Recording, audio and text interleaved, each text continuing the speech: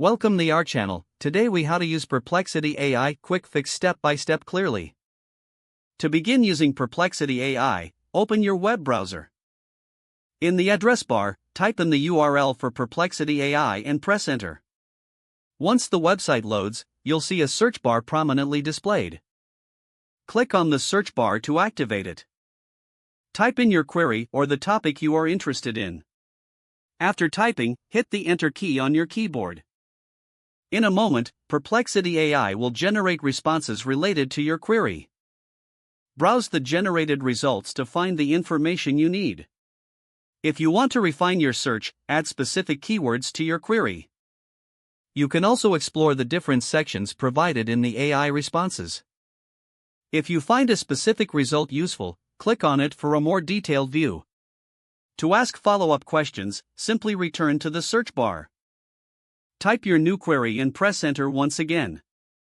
Utilize the information to assist with your research or projects. Remember, you can repeat this process as necessary. Finally, occasionally revisit the home page for updates or new features.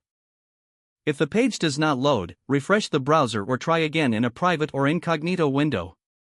Make sure you are using the correct email address, then retype it carefully to avoid small typos. If your password is not accepted, use the reset option and create a new strong password you can remember. Check your spam folder for verification or security emails, then complete any requested confirmation steps. Enable two-factor authentication if available to improve account security and reduce unauthorized access risk.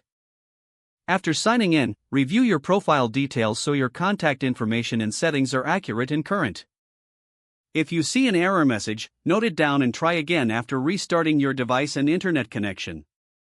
Log out when you finish, especially on shared devices, to keep your account and payment information secure. If the page does not load, refresh the browser or try again in a private or incognito window. Make sure you are using the correct email address, then retype it carefully to avoid small typos. If your password is not accepted, use the reset option and create a new strong password you can remember. Check your spam folder for verification or security emails, then complete any requested confirmation steps. Don't forget to like this video and subscribe to our channel for more step-by-step tech guides.